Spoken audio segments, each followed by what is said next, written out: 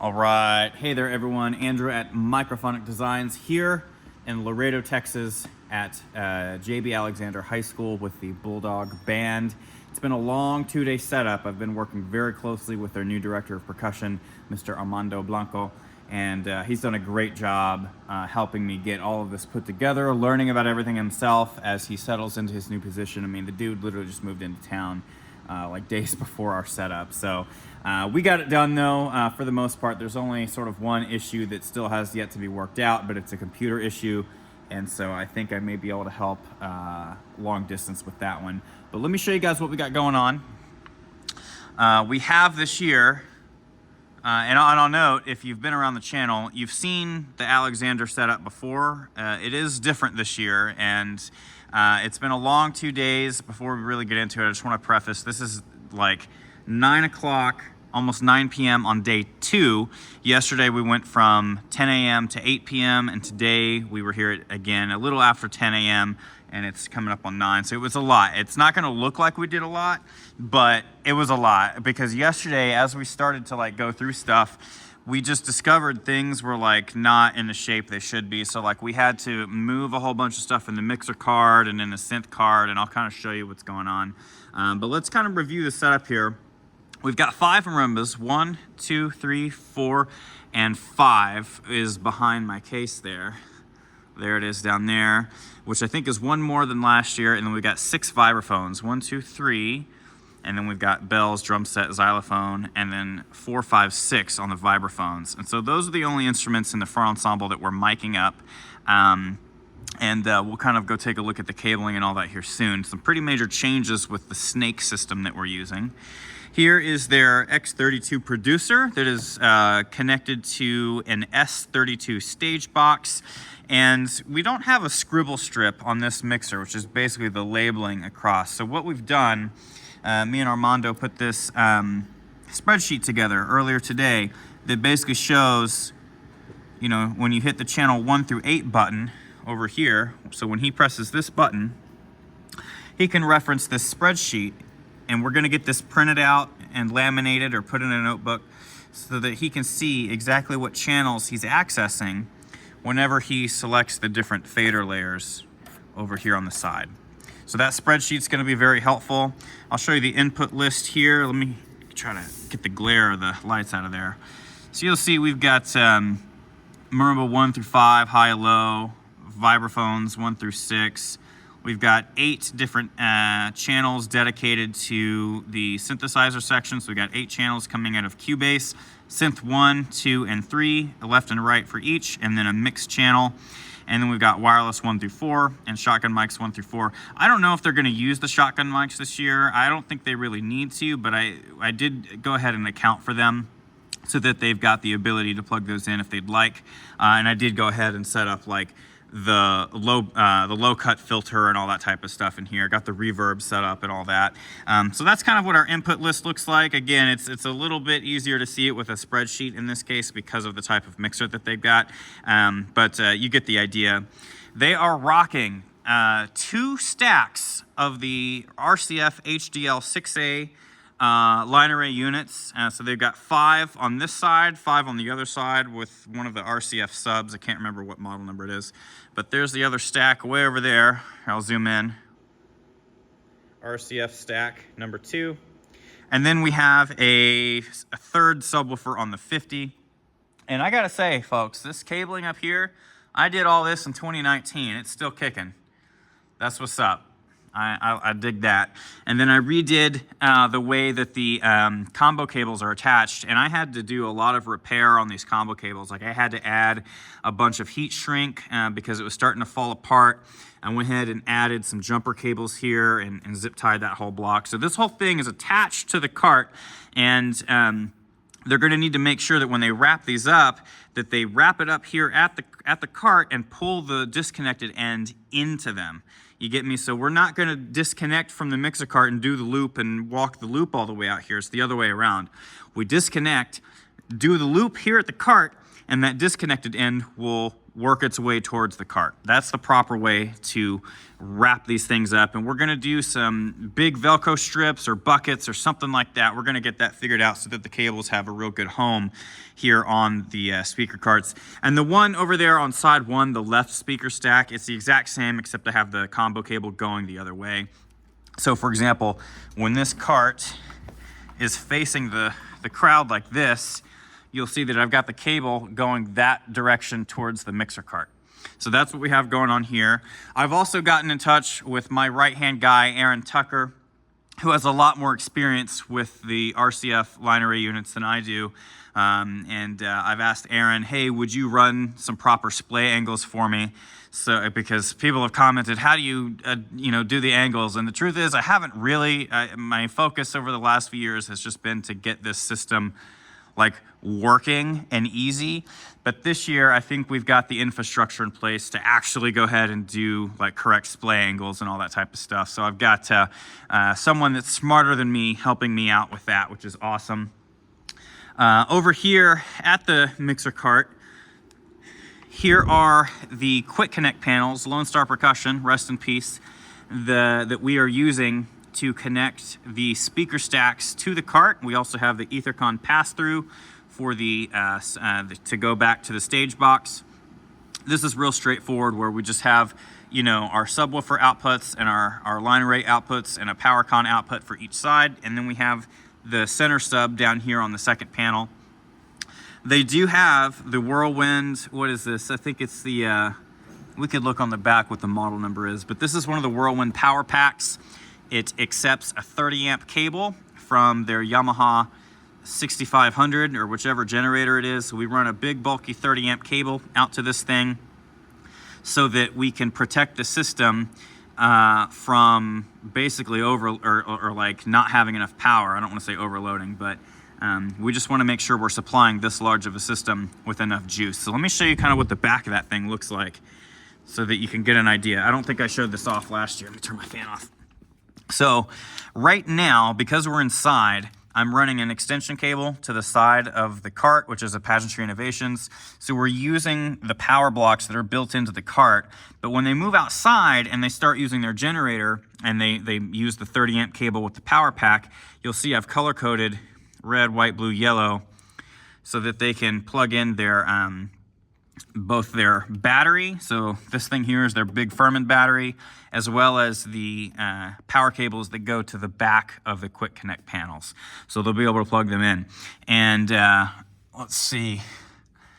So you can sort of see it, but each of these squares is a different electrical circuit, which is really cool. So these power packs split the electrical circuits into, well, different ones so that if any one particular part of the system trips, none of the others are interrupted. And so you'll see here, we've actually got breaker switches for all 5 circuits. And I have the Furman battery, which basically powers, this system, and it sends power out to the synth carts. All of that is on its own circuit. The speaker stack on side 1 has its own circuit.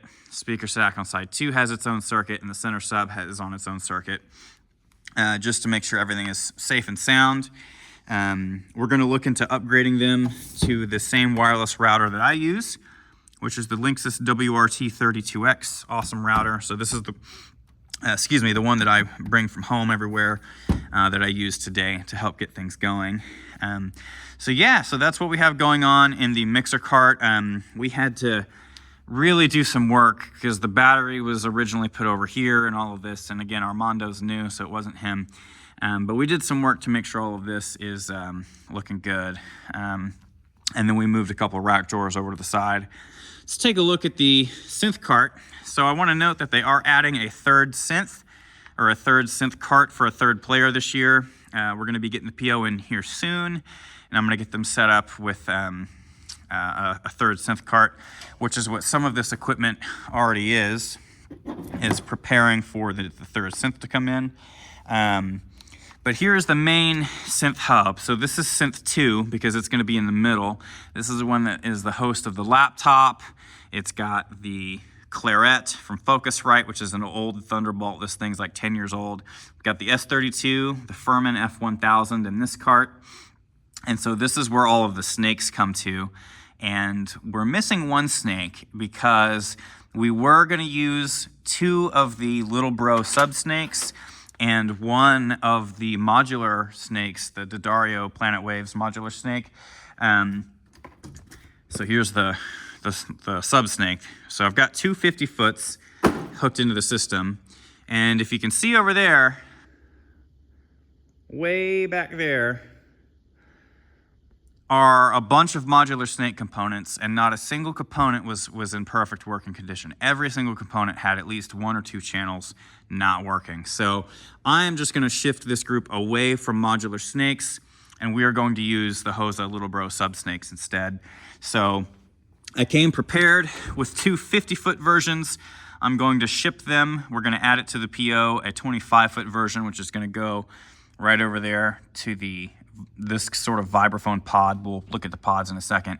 But yeah, this is a much more straightforward setup than last year. Last year we had a whole bunch of ins and outs and going to the computer and all this stuff. But really all that we have is a left and a right, a stereo pair of cables coming from the very bottom outputs here from the mixers, number 15 and 16. These go to the first 2 inputs of this so that we can do processing in Cubase. And then we have 8 outputs from Cubase coming into the mixer, which sounds like a lot, but really here's what we've got. It's this bottom row here. We've got synth 1 left and right, synth 2 left and right, synth 3 left and right, and the Cubase mix left and right. So these first 8 on the bottom row here are what's coming from Cubase. And then up top, we've got our marimbas 1, 2, 3, 4, and 5 coming across. Vibraphones 1, 2, and 3 are going to go here, and then vibes 4, 5, and 6 are plugged in here.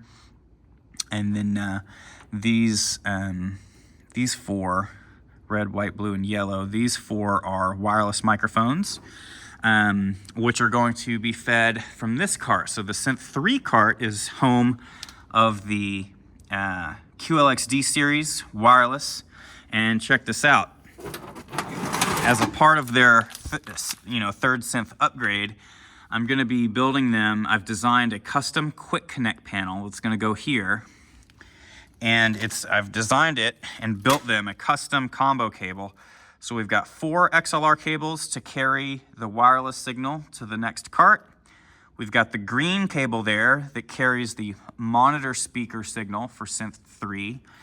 We've got a USB cable to connect the MIDI controller to the main laptop. And then of course we're gonna have PowerCon to supply power to this cart. So this cable, all of these connectors, is gonna connect to a panel that goes here. And I'm gonna make sure the panel is color-coded before I ship it out. Then here's the other end with like the PowerCon gray and all of that stuff. And so this combo cable that I built this morning is going to connect to a panel that goes here.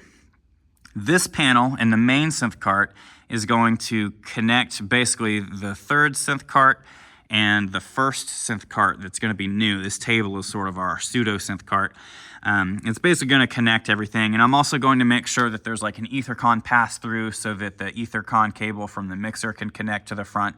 So this one unit of empty rack space right here is going to be home to a custom panel that does a lot of stuff. And then here is the combo cable for the additional synth that we'll be adding soon. So we've got a cable for the new monitor speaker, which is the Mackie SRM 150. We've got PowerCon to supply power from the middle synth cart to this new one. And then we're just gonna use MIDI. We're gonna use MIDI from this controller, and we're gonna have a MIDI connector on the panel here that goes to the back of the Focusrite so that we can just use the Focusrite as the MIDI input for synth number 3. So I just wanted to kind of showcase these cables that turned out really well. And then here's the MIDI cable that's going to live inside this cart. And I've got, like over here, for example, we've got these cables. So these are attached to the outputs of the wireless receivers. This one is connected to the back of the monitor speaker.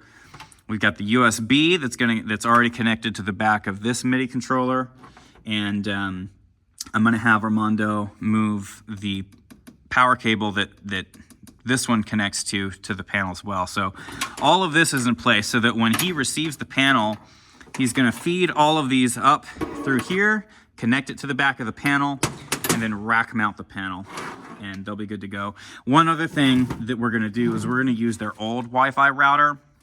We're going to use the Ethernet jacks on the back to connect all of these together so that we can do a network scan and sync function for all four, which is going to be great. So I've put their old router in here so that they can do that once they get a few Ethernet cables, and that's a super cheap Amazon purchase. The cabling for the keyboards is really straightforward. We've got 3 pods. The first, or the red snake, is marimbas 1, 2, 3, and 4, and their cables come like these 2 marimbas come this way. Their cables come along. Yeah, look at that cabling. And it meets the Little Bro Sub-Snake. This is, I think, going to suit them much better than the modular snakes. And so the cabling for marimbas 3 and 4 kind of come in this way, right? So they come in this way. These cables get added, and then it's right there. And I want to note that the slack, I've accommodated extra slack to make sure that these cables can reach the snake, but also so that they can kind of loop it up and over the handle here for transport so that they're not dragging the ground. And also check this out. The cables over here on marimba 1, these also kind of trail down, and there's enough slack on these to also plug into the snake. And I've run these cables here up through the Y, but the cables on the end of marimba 1 could easily plug into the snake. So for example, if this student on marimba 2 is absent, they're sick, or just they had to, go somewhere, couldn't make it to rehearsal, they could simply move marimba 1 in to this spot and plug it in. So unlike with the modular snakes, where if we had a mod snake on this marimba, this keyboard would have to be here all the time, no matter what, in order to plug all of these microphones here into the main system. But with the sub-snake, we don't have to worry about that because it just goes on the ground, and the way that I've run the cabling over there, that keyboard could connect to the snake. And I've done the same for marimba 4, where you'll see here the jumper cables that are attached to marimba 3 carrying the signal for 4 go up through the Y. But I've run these down low with extra slack so they can loop it and connect to the snake if they need to. Now marimba 5, these cables are going this way, and they attach to a pair of jumper cables, which I had the extra supplies to do heat shrink and the braided sleeving, so I've done sort of a 2-channel snake for them that goes back to the blue snake. So this is technically the 3rd pod of instruments, where we have vibes 4, 5, and 6 in marimba 5. And you'll notice that I've included a double blue and double yellow. Those are for shotgun mics. But yeah, these 3 vibraphones here simply connect to the snake. The cables come in and connect. Their colors are yellow, green, and orange. And then the soon-to-be snake, this is pod number 2, this will be the white snake, is going to go from the main synth cart, the center synth 2 cart, to right here. And you'll see we've got the cables ready to go, mics on all the instruments. Cables are ready to go, so that when the snake shows up, I will have it pre-color coded for this setup specifically. And all that Armando is going to have to do is connect the inputs to the S32 in the synth cart and lay it down, and these mics will be ready to go. So again, we didn't set the shotgun mics up because I don't really anticipate them needing to use them, but I wanted to allot room for them. The setup is a lot more straightforward this year in terms of there's not as much crazy stuff going on there.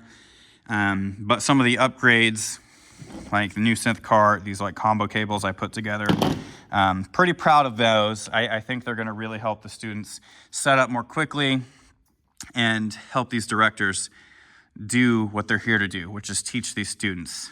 I do not want any of this audio gear getting in the way of them being able to focus on giving their best to the students. So anyhow, y'all, that's a bit of a walkthrough of the 2024 JB Alexander Bulldog Band audio system. It's been a long 2 days. You're probably sitting at home thinking, how could all this take 2 whole days? Well, it did, I'm telling you. And I have a cohort that could back me up on that. So hope you all are well. If you've got questions about this setup or comments, or would like help acquiring any of the type of equipment except the Behringer stuff by Yamaha, then let me know and I can help you out. Thanks so much for tuning in for like a long 20-minute video. I really wanted to talk about some of the stuff going on in the mixer cart, the speaker stacks and all that. But I hope this helps you in your endeavors with setting up your own system. And if you decide that that type of thing is just too much, I'm here to help. I'm here to help. I don't want audio to get in your way of teaching your students either, okay?